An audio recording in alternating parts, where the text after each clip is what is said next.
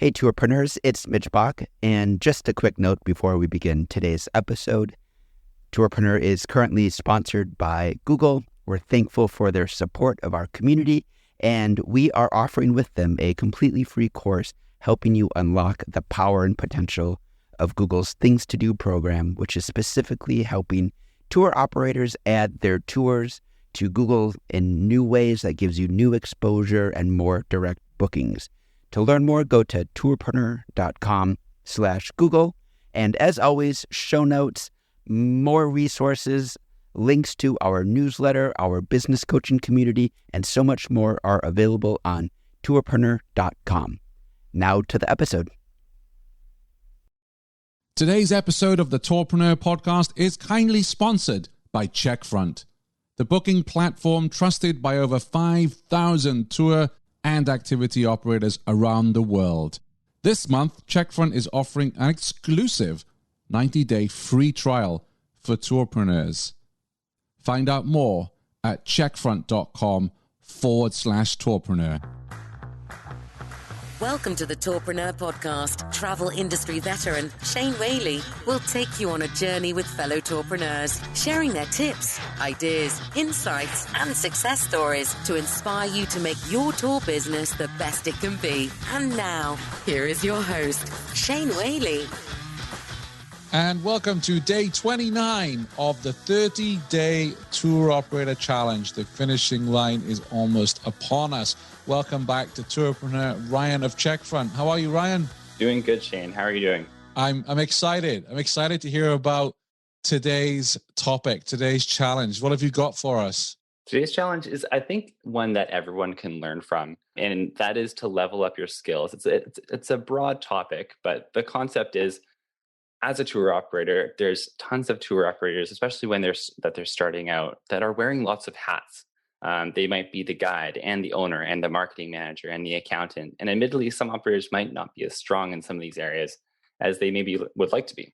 So today is to sign up there's lots of online resources. You can also reach out to a community and find a mentor and kind of build a connection that way and learn if you're more of an in-person learner or a remote in-person learner these days, I guess. You can, kind of reach out. And there's some great tools online that can help us with that. Yeah, I would say as well, we talked about Facebook groups earlier on in a challenge, is go on to some of the tour operator Facebook groups and say something like, hey, I did this myself during lockdown. I said, I need to learn Canva. I have time to do it now. Where do I go? And then somebody will say, oh, this Udemy course was really good, or this person's courses are really good, and ask around for that. And I guess also to kind of really have a sit down and think like, okay, where do I need to improve my skills?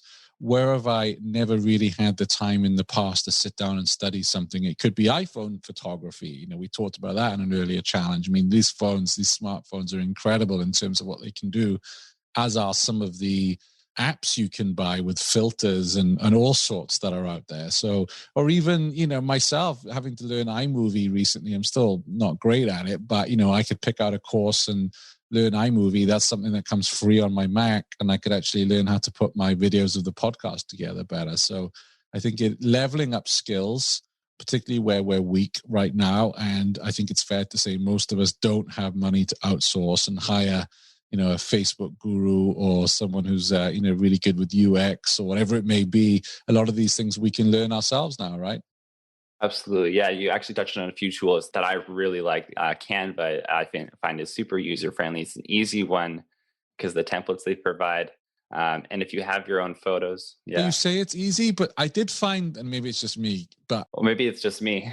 No. Now I find it easy, but I did have to kind of like play around with it and take time to play around with it and not put myself under pressure. Now I can knock something out in like minutes.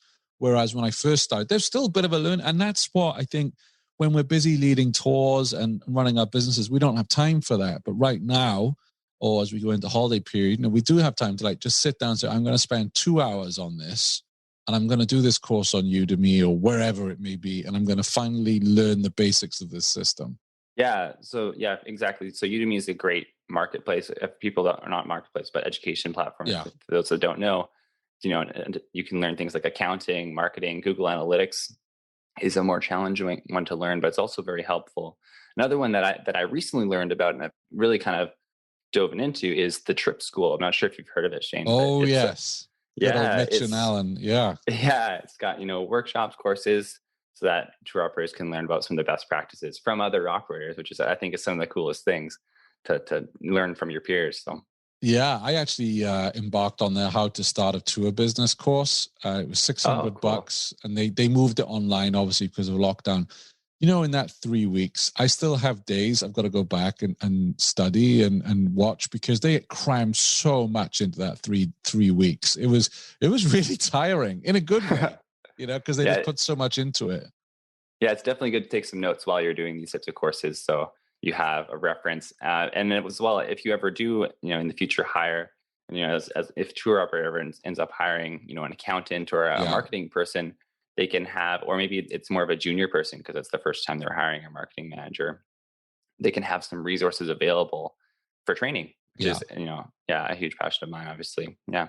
Well, and we're talking about all the fun stuff here, like Canva and digital marketing, but of course, you've got links here to accounting and financial statement analysis, something that I really dislike, but it's important for us to learn. So that's what I mean about where's our gaps. Because even my feeling, Ryan, is even if when we start getting revenues, I'm going to hire an accountant or somebody when I'm earning revenue. But right now, if you learn this, what it means is that when you do hire that person, A, you'll be able to find out pretty quickly if they actually know what they're doing.